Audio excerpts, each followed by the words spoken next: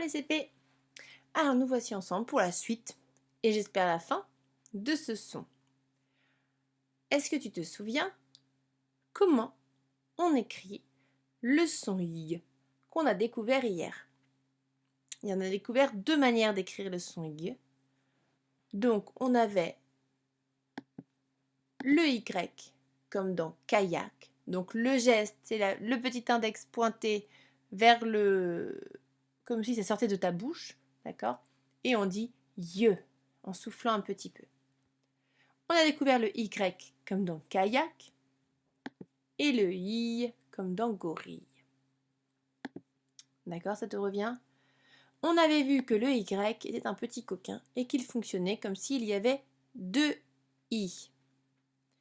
Et qu'on accrochait le I au premier, enfin à la voyelle d'avant, donc comme là c'est un O pour faire wa, et le deuxième I s'accroche à l'autre partie du mot pour faire ya.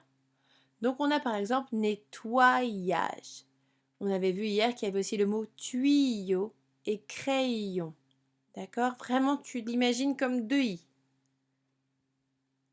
Et bien sûr, nous allons faire une dictée de mots. Comme à chaque fois, tu n'es même plus étonné maintenant. Allez, sors ton ardoise et on y va. Premier mot. Tu es prêt? La vanille. La vanille. Alors, est-ce qu'il y a besoin que je t'écrive? Ouais, je vais quand même te le dire. C'est comme gorille. La vanille. La vanille. Deuxième mot, petit tiret donc. Un yaourt. Un yaourt. Un yaourt. Petit tiret, comme dans gorille. Une brindille. Une brindille. Une brindille. Un tiret comme dans kayak. Un coyote. Donc là, c'est plutôt facile parce que tu n'as pas le son wa. Un coyote. Un coyote. Et le dernier mot, comme dans gorille, briller. Briller. Briller. Très bien, je te félicite. On y va. On va lire les phrases. Donc je te les ai recopiées, c'est celles qui sont dans le manuel. On va lire les phrases et puis, hop, je te les ai mis avec la couleur pour que ce soit un peu plus facile. Et puis après, pour la deuxième phrase, je veux juste qu'on voit 2-3 petits mots, voir, voilà, si tu as tout bien compris. On y va. Je te laisse le temps de le lire.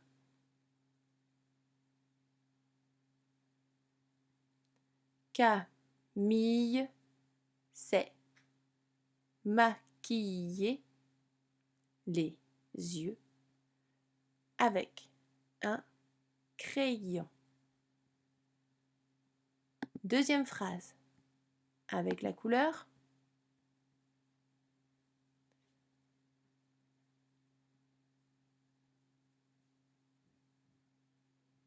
On y va. Comment peut-on mordiller aussi? Là, le Y, attention, c'est comme s'il y avait deux I. Bruyamment son crayon. Mordiller, est-ce que tu sais ce que ça veut dire mordiller? C'est mordre doucement le bout d'un crayon en général. On mordit le bout des crayons. Ou autre chose, ça peut être la branche des lunettes. On mordit, c'est-à-dire qu'on mâche, enfin on mord du bout des doigts. Du bout des dents, pardon, pas des doigts. Et bruyamment, c'est ce que ça veut dire, bruyamment? On entend le mot bruit dedans, parce que ça fait quand on fait du bruit. On peut par mordiller bruyamment, c'est quand on fait du bruit, ou manger bruyamment, c'est quand tu fais du bruit quand tu manges. Donc, tu peux relire les parties, lis les mots et lis les phrases qui sont dans ton manuel à la page 131. Tu mets pause et on se retrouve juste après. Allez, à tout de suite.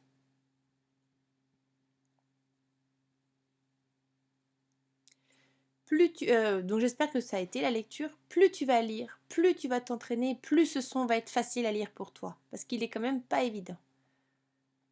hop, tu prends ton fichier à la page 42 et tu vas faire les exercices 6 et 7. Donc, dans l'exercice 6, il va falloir relier les groupes de mots pour faire des phrases. Donc tu vas prendre un groupe de mots à gauche, un groupe de mots au milieu et un groupe de mots à droite pour faire une phrase. On sait que la phrase, elle doit avoir du sens. Donc tu dois comprendre ce que tu dis. Donc par exemple, on ne peut pas parler d'une petite fille qui brille. Ça ne veut rien dire. D'accord? Ensuite, essaye de voir parce que bon, tu n'as pas énormément de... Comment dire? De possibilités. En gros, avec petite fille, tu n'as qu'une phrase qui marche. Avec mon aiguille, une seule. Et mon une étoile aussi. D'accord? Fais bien attention. Et dans l'exercice 7, eh bien, c'est une dictée de phrases. Donc là, je vais la faire avec toi tout de suite. Tu feras l'exercice 6 ensuite. Et il va falloir que nous comptions le nombre de mots. D'accord? Je te lis la phrase. On va compter le nombre de mots. Ça veut dire que entre chaque mot, tu dois mettre un espace. Tu te souviens? On l'avait déjà fait en classe, mais bon, ça fait longtemps. Alors, est-ce que tu t'en souviens? Je ne sais pas. Allez, allez, on y va pour la phrase. Tu es prêt? Je te la lis. On compte le nombre de mots ensemble. Et ensuite, tu te concentres pour bien me séparer les mots. Si tu les attaches tous ensemble, ça ne veut rien dire. Allez, je te la lis. Vanille, mordille, le maillot de Camille. Vanille, mordille, le maillot de Camille. Alors, tu as compté combien de mots, toi? Je sais pas, je n'entends pas, donc je pense que tu as dû peut-être dire 6. Si tu as dit 6, c'est la bonne réponse. Si tu as dit autre, c'est pas grave. En tout cas, fais bien attention. Le premier mot, c'est vanille. Le deuxième, c'est mordille. Donc, entre vanille et mordille, tu dois mettre un espace. Vanille, mordille, le. C'est un petit mot, on le sait. Maillot, quatrième mot. 2, petit mot, donc 5. Et Camille, le sixième. On y va, je te la relis. Là, tu peux écrire vanille, mordille, le maillot de Camille. Point. Qu'est-ce que tu as mis au début de vanille? Une majuscule, j'espère, vu que c'est le début de la phrase. Et en plus, c'est un prénom. Camille, c'est un prénom aussi, je te le chuchote, mais il y a une majuscule à Camille. Vanille, mordille, le maillot de Camille. Vanille, mordille, le maillot de Camille. Allez, deuxième phrase, en dessous, pas que tu écrives trop gros. Hein. Tu as aussi, donc je te lis la deuxième phrase. On fait pareil, on compte le nombre de mots. Et ensuite, on les écrit en faisant bien des espaces. Deuxième phrase. La petite fille ramasse des coquillages. La petite fille ramasse des coquillages. Tu as compté combien de mots? 6, c'est la bonne réponse. On a la, on a petite, on a fille, on a ramasse, on a des et on a coquillage. Tu es prêt? Majuscule au début de la phrase. On y va. La petite fille ramasse des coquillages. Point. Attention, si j'ai plusieurs coquillages, qu'est-ce que je mets à la fin? Je pense que tu sais. Je répète. La petite fille ramasse des coquillages. Point. La petite fille ramasse des coquillages. Allez, dernière phrase. J'espère que tu as de la place, sinon tu t'écris, tu te refais une ligne en dessous. On compte le nombre de mots? Le yaourt aux myrtilles régale mes papilles. Le yaourt aux myrtilles régale mes papilles. Ah, là, il n'y en a pas 6. Tu as compté combien? 7? Peut-être 7? Si c'est 7, c'est bien. On a le on a yaourt, on a eau, on a myrtille, on a régal, on a mets et on a papille. 7 mots. Alors attention, myrtille, il y en a plusieurs, sinon ton yaourt, il n'aura pas beaucoup de goût. Et papille, est-ce que tu sais ce que c'est qu'une papille au fait? Une papille, c'est des petites choses qu'on a sur la langue qui nous permettent d'avoir du goût, le goût des choses. Donc papille, j'en ai pas qu'une non plus, sinon je ne sentirai rien du tout. J'ai plusieurs papilles. Donc le, yaourt, eau, myrtille, régal, mets, papille. C'est bon, tu écris là? Allez, vas-y.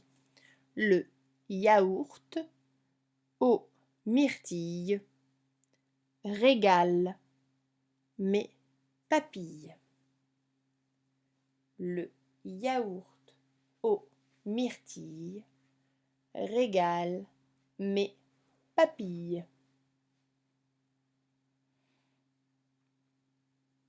Le yaourt, eau, myrtille, régal, mets, papille. Je te laisse mettre pause pour faire l'exercice 6 et on se retrouve après pour la suite de la leçon. Allez, à tout de suite. On revient sur la scène du début et on se rappelle de ce qu'on avait vu, de ce qu'on avait compris. Alors, on avait bien sûr vu que il y avait Hugo en train d'essayer de nourrir le bébé, la maman qui avait l'air de lui expliquer ce qui se passait, enfin comment faire, pardon. Ils sont dans la chambre du bébé, avec plein de jouets partout. Et maintenant, tu le sais, on va lire l'histoire de Taoki. Ah, j'ai mon texte qui a glissé. Attends, je le remonte. C'est bizarre. Voilà. On est prêt? Alors, je te laisse mettre pause. Tu vas essayer de le lire tout seul. Et puis, comme d'habitude, je te le relis ensuite pour m'assurer que tu as bien tout compris. Et ensuite, on regarde un petit peu, tu sais, à chaque fois, s'il y a des différences entre le texte et l'image. Tu mets pause, tu lis tout, et puis on se retrouve juste après. Allez, à tout de suite.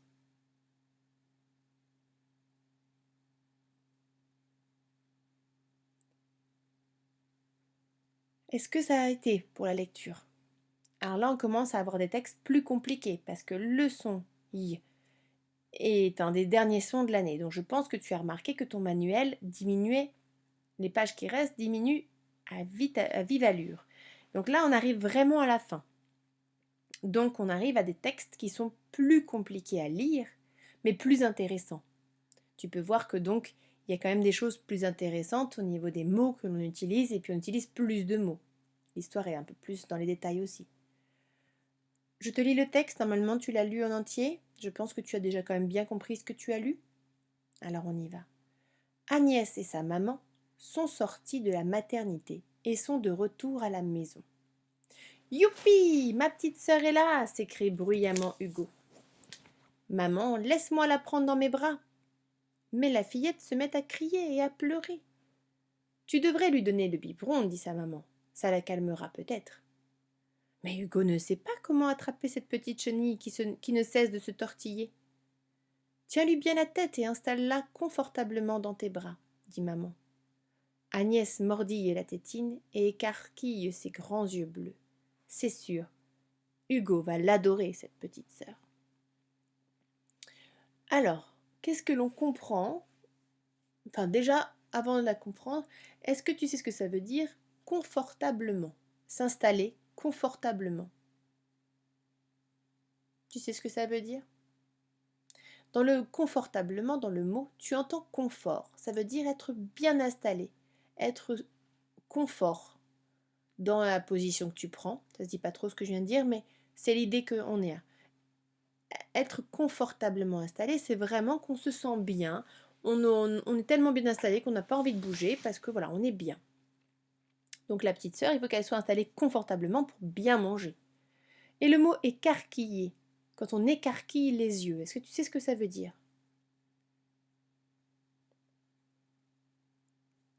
Écarquiller, ça veut dire ouvrir en grand, immense.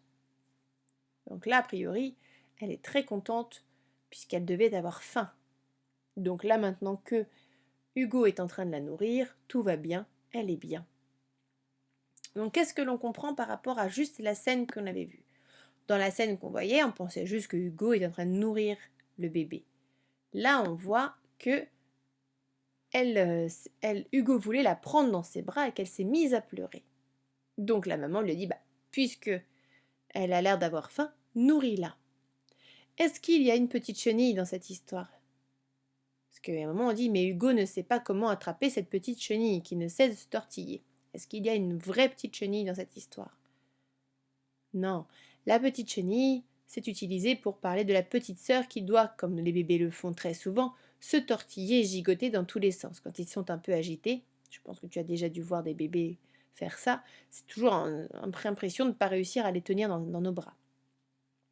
Donc la maman donne des conseils, tu vois, c'est ce qu'on voyait avec son petit doigt, des conseils à Hugo sur comment nourrir ce bébé. Et là, Hugo est sûr, il va adorer sa petite sœur qui a l'air trop mignonne. Je te laisse prendre ton fichier d'exercice à la page 43. Et on va faire les exercices 8, 9 et 10 ensemble. Attention, l'exercice 10 est un exercice avec une petite étoile, donc il est forcément un peu plus difficile. Dans l'exercice 8, tu vas devoir choisir entre les deux propositions pour entourer la bonne réponse par rapport au texte qu'on vient de lire. Est-ce que Hugo est heureux du retour de sa sœur ou de son frère? Est-ce que Hugo veut prendre sa sœur sur ses genoux ou dans ses bras? Est-ce que Agnès mordit la tétine de la sucette ou du biberon? L'exercice 9 est un peu plus dur puisque tu vas devoir compléter le texte avec les mots que je vais te lire là, donc les mots sœur, yeux, biberon, maternité, bras et tétine. Tu vois, dans le texte, il y a des morceaux qui ont été retirés, des mots, et à la place, on a mis des lignes bleues. Donc tu dois replacer les mots dans les trous pour avoir un texte qui te raconte l'histoire de Taoki que nous venons de lire. Donc bien sûr, essaye, lis avant de mettre des mots. Le hasard, ça ne marche jamais dans ces textes-là. Tu ne peux pas dire Agnès et sa mère sont sorties de la sœur. Ça ne veut rien dire, d'accord? Donc tu cherches, tu essayes. Tu essayes chaque mot et tu vois lequel marche et lequel te fait comprendre ce que tu écris. Pour ceux qui font l'exercice 10, il va falloir imaginer ce que peut dire Hugo à sa petite sœur lorsqu'il la berce. Regarde, on voit dans la bulle ce qu'il est en train de dire, sous forme d'image. Toi, tu dois le dire avec des mots. Alors, on va dire que c'est Hugo qui parle à sa petite sœur, donc comment il va lui parler? Il va lui dire tu, d'accord? Tu, par exemple, dors, tu fais ceci. Ok? Il s'adresse à elle en lui disant tu. On ne met pas pause, puisque c'est la fin de la séance. Et j'adore cette petite image de Paddington, je voulais vous la faire partager parce qu'elle est vraiment trop mignonne. Je vous dis bon après-midi, enfin je te dis bon après-midi, et je te dis à jeudi pour une autre séance où là on va revoir plein de sons, des révisions. En tout cas, je te félicite parce que ce son-là, il est vraiment pas facile. Si tu as encore des difficultés à le lire, surtout tu n'hésites pas. Soit reprendre la première vidéo, parce que c'est là où on revoit bien les sons. À relire, surtout tu relis les parties syllabes, mots, phrases, tu t'entraînes. Ce son-là, il rentre à force de lire. Donc, je sais que c'est un peu plus contraignant, mais il faut que tu lises, vraiment. Personne ne peut le faire à ta place. L'entraînement, c'est toi qui dois le faire. Parce que la semaine prochaine, on va passer sur des sons yeux, mais un beaucoup plus compliqué. Donc allez, entraîne-toi et il faut que tu l'aies dans la tête comme il faut. En tout cas, je sais que tu peux y arriver et je te félicite de continuer comme ça, voilà, bien t'accrocher et tout, c'est vraiment super chouette. Je te dis à jeudi